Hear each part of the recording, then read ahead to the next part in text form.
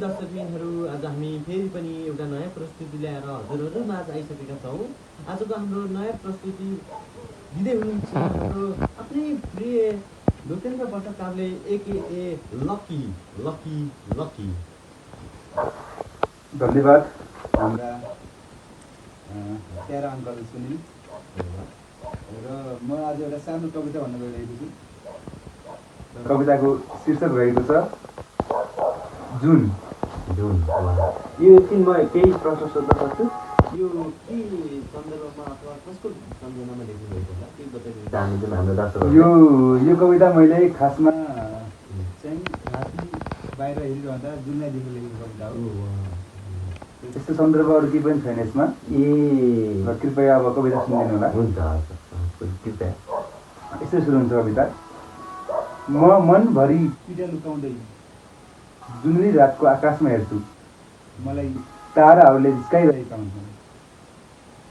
म जुनलाई तिम्रो बारे सुनाउँछु, तिम्रा हाँसेका आँखा, रजाएको ओठ र हावाले उडाउँदाको केस। जुन पनि डाहा मानेर कुनै बादल मुनि लुक्छ, जुन पनि डाहा मानेर कुनै बादल मुनि लुक्छ, म जुनलाई नलुक्न आग्रह गर्छु।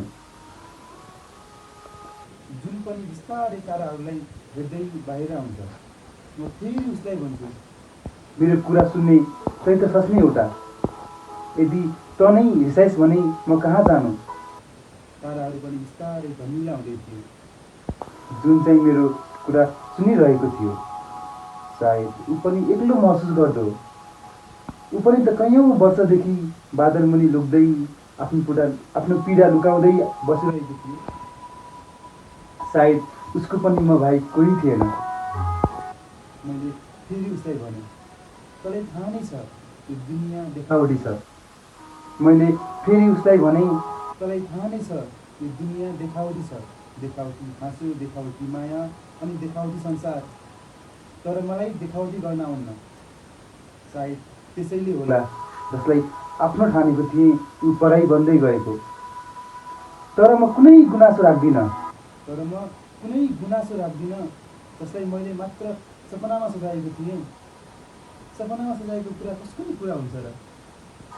जो कहिल्यै आफ्नो थिएन ऊ पराई बन्द किन मन दुखाउनु? तर त कहिल्यै साथ नछोडै। त बिना म फेरि एक्लो हुन्छु। मेरो प्यारो जुन, मेरो प्यारो साथी, यो सुनिरहँदा सायद उसका पनि आँखा रसाएका हुँदा हुन्। धन्यवाद।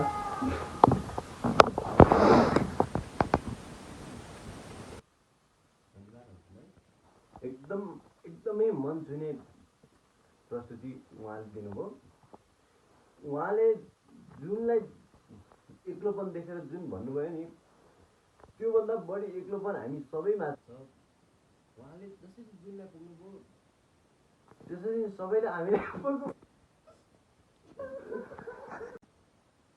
यो हरेक लोकसेवा पढ्ने विद्यार्थीको पीडा हो।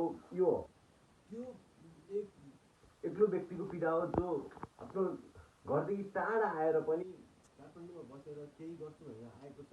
उहाँलाई धेरै धन्यवाद कविताको लागि।